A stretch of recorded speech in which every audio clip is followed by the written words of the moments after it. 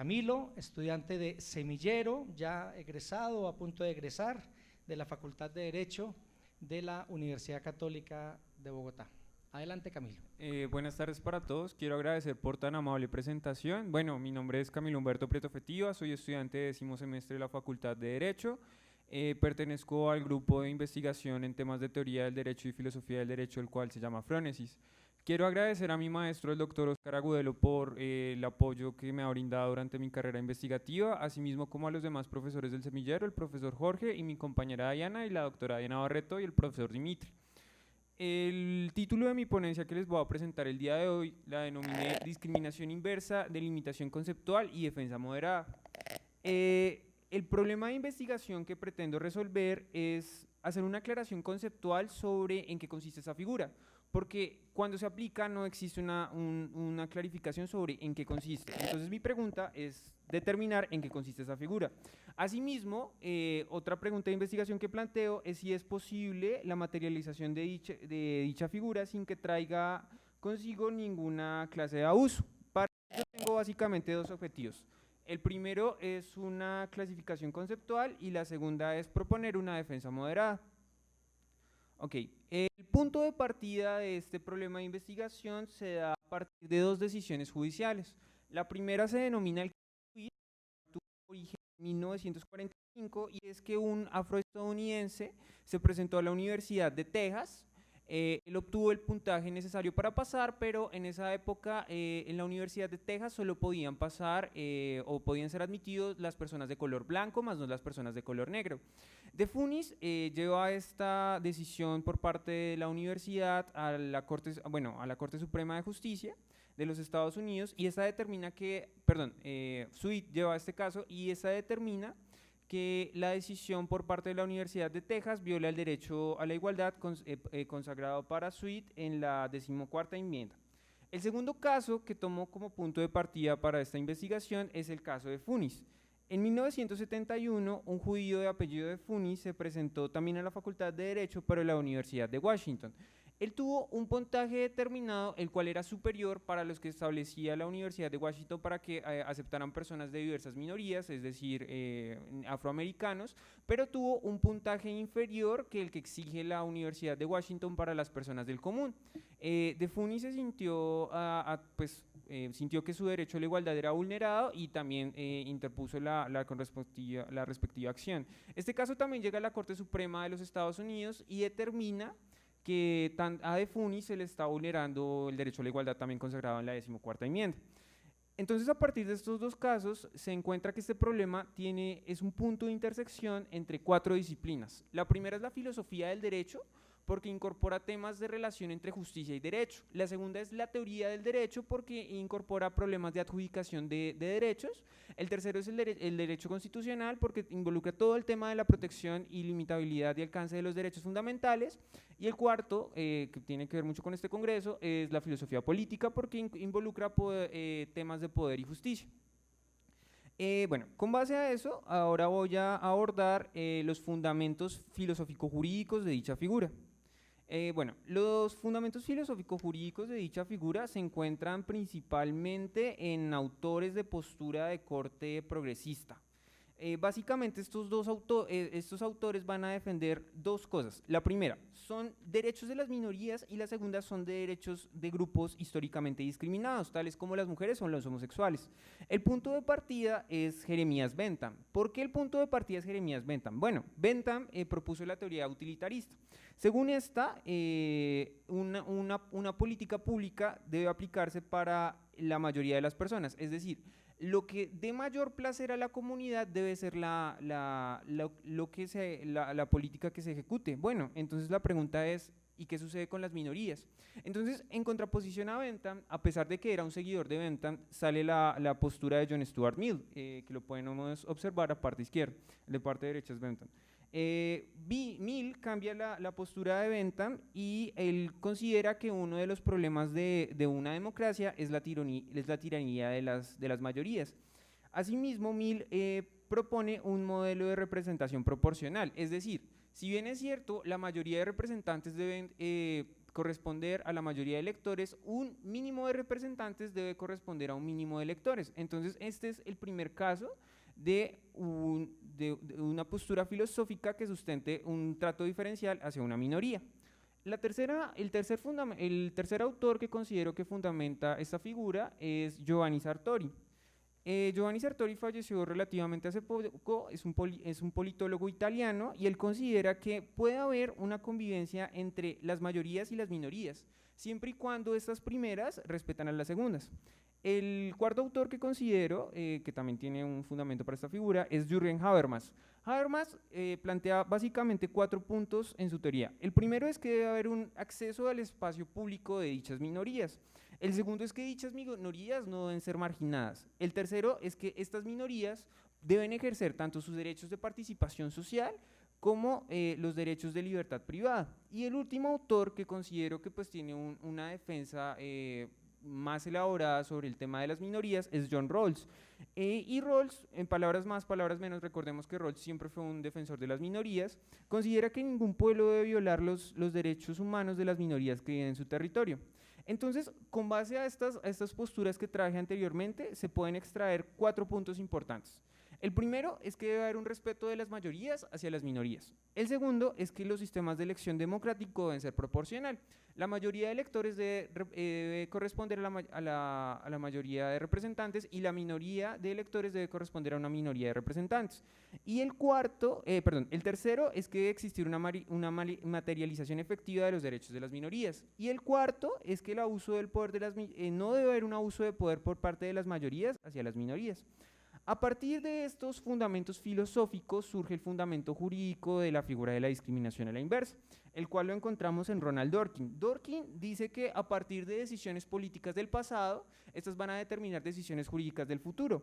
Por lo tanto, la discriminación a la inversa va a encontrar su fundamento en el principio, que a su vez también es un derecho, y es el de la igualdad, el cual está consagrado en la mayoría de cartas políticas en el mundo y va a tener un mayor desarrollo o defensa en un Estado social de derecho como es el caso colombiano. Bueno, teniendo en cuenta cuáles son los fundamentos jurídicos y los fundamentos filosóficos de la figura, a continuación voy a abordar como tal la figura. Antes de abordar en qué consiste la discriminación a la inversa, voy a abordar el problema de la discriminación en sentido genérico. Bueno, la discriminación es definida como un trato desigual hacia una persona que conlleve a una desventaja en relación con otras personas. Esta discriminación no solo puede ser hacia una persona, sino que también puede ser hacia un grupo. Por su parte, la discriminación en sentido genérico va a tener 4 características principales. La primera es que va a tener una motivación social despectiva, como la que existe hacia los judíos o hacia los homosexuales. La segunda es que va a existir una desigualdad injusta, que da a mantener una situación de inferioridad de este grupo. La tercera es que se va a dar una afectación o una restricción de los derechos básicos, como se dio en Estados Unidos, más o menos en la década de los 50-60. Y la cuarta característica es que ese resultado genera una perpetuación que conlleva a una subordinación entre el grupo dominante y la minoría. A partir de ahí ahora abordaré el problema de la discriminación a la inversa. Bueno, la discriminación a la inversa no va a compartir ninguno de estos elementos, sino que la discriminación a la inversa va a ser entendido como un mecanismo o una herramienta que se da en un grupo o en una situación determinada y propende por una materialización efectiva del derecho a la igualdad. Para que se dé la discriminación a la inversa deben haber 4 elementos. Si estos elementos no existen, no va a haber discriminación a la inversa. El primer elemento es que favorezca a una persona por la pertenencia a un grupo discriminado históricamente. El segundo es que se localice o aplique en ciertas posiciones que tienen una gran competitividad, como lo son las plazas universitarias o los cargos públicos. Y por lo tanto no van a ser parte de esta figura ni algunas políticas que se llaman acciones positivas, como las ayudas de guardería. Entonces, a partir de estas características se determina que tanto el caso Sweet como el caso de Funis son casos de discriminación a la inversa. ¿Por qué? Porque tanto de Funis como Sweet hacen parte de un grupo históricamente determinado. Sweet era afroamericano, de Funis era judío. El segundo es que se aplica en una situación de alta competitividad, como son las plazas universitarias en Estados Unidos. El tercero es que la motivación de este tipo de actuar en principio no es de tipo despectivo. Y el cuarto es que la finalidad es que ellos puedan acceder a la educación superior. Y lo quinto es que esto genera una discriminación positiva, ya que se está garantizando de manera efectiva el derecho a la igualdad tanto de FUNIS como de SUIT. Bueno, habiendo definido en qué consiste la discriminación a la inversa, ahora propendo abordar los problemas que conlleva esta figura. Bueno, básicamente los problemas son los siguientes. Teniendo más específicamente el caso de FUNIS, ¿qué sucede con una persona que obtuvo, bueno, que obtuvo un puntaje superior al de FUNIS, pero que era inferior al que, el que indica la Universidad de Washington para poder acceder a la educación superior? Entonces, esta persona se va a sentir discriminada porque va a sentir que si no es judío o no es afroamericano, no va a poder acceder a un programa académico. Asimismo, va a sentir que la medida es un poco arbitraria. Entonces, esta figura conlleva un problema, y es que en ocasiones esta figura da a un desconocimiento de la idea de mérito. Es decir, se va a tener una prelación a determinadas personas solo por pertenecer a una minoría, a un grupo históricamente determinado, pero en ocasiones la idea de mérito se va a abandonar. Otro ejemplo que sucede con el abandono de la idea de mérito es lo que sucede con las leyes de cuotas. Recordemos que las leyes de cuotas están establecidas en diversos países de América Latina como Colombia, Perú o Argentina. Las leyes de cuotas establecen que en el caso colombiano establece que el 30% de determinados cargos públicos o de elección popular deben ser ocupados por mujeres. ¿Qué sucede? Que en ocasiones cuando, digamos, sale, por ejemplo, la terna para la Corte Constitucional, se sabe que uno de los ternados es mujer. El problema radica cuando simplemente se terna a la mujer por ser mujer, pero no se terna por la idea de mérito. En esto sí quiero hacer una salvedad. En ningún momento estoy atacando la finalidad de las leyes de cuotas, ya que, digamos, en los países en los que existe, y más específicamente en Colombia, ha existido una prelación hacia el hombre, y digamos que la mujer no ha tenido un acceso a cargos públicos. Sin embargo, la figura de la discriminación a la inversa no solo tiene que darse por una consideración de ser una persona de un determinado grupo, es decir, simplemente por ser mujer, por ser judío, por ser negro, sino que también tiene que ir acompañada con una idea de mérito. El segundo problema es que la discriminación a la inversa, en términos de una autora norteamericana que se llama Lisa Newton, puede ser injusta. ¿Injusta en qué sentido? En el sentido de que ella considera que cualquier tipo de discriminación es injusta, porque en términos de ella se priva de esa garantía a los demás, y esto aplica tanto para la discriminación a la inversa. Es decir, la práctica de la discriminación a la inversa socava el fundamento del mismo en cuyo nombre se defiende y destruye la justicia, la ley y la igualdad. Bueno, con base a esta crítica de Lisa Newton, necesariamente la discriminación a la inversa no genera este tipo de consecuencias. ¿Por qué? Porque las generaría si la discriminación a la inversa fuese de carácter temporal. Entonces, una propuesta de este trabajo de investigación es que para que la discriminación a la inversa no genere tantos efectos nocivos en la sociedad, tenga un carácter temporal. Me explico. Digamos, en el ejemplo de las leyes de cuotas, supóngase que en Colombia en el año 2035 se logró una paridad entre hombre y mujer, y el 50% de los cargos públicos es ocupado por mujeres y el otro 50% es ocupado por los hombres. Yo me pregunto, en este supuesto de hecho imaginario, que sería ideal, ¿es necesario que la disposición normativa siga existiendo? La respuesta es no. Por lo tanto, las políticas de discriminación a la inversa tienen que ir acompañadas con un carácter temporal para que no sucedan los sentimientos que anteriormente enuncié. Es decir, si yo no pertenezco a determinada minoría, si no soy mujer o si no soy judío, no voy a poder tener ese tipo de derechos.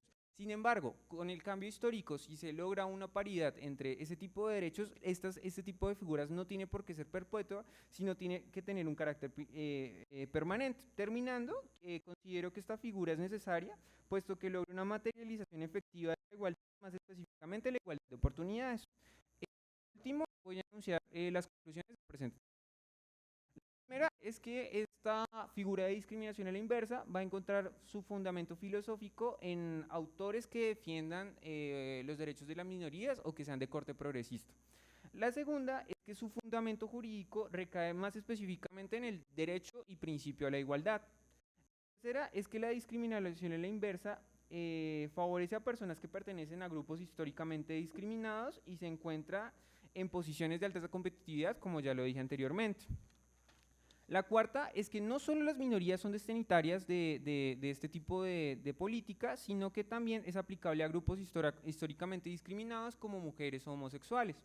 La quinta es que, como lo argumenté anteriormente, debe ser temporal, porque si no es temporal se va a convertir en una medida arbitraria. Y la última es que se debe tener en cuenta que ningún derecho va a ser absoluto, por lo tanto debe tenerse en cuenta que los derechos por sí mismos son limitables. Bueno, quiero agradecerles a todos por la atención, muchas gracias.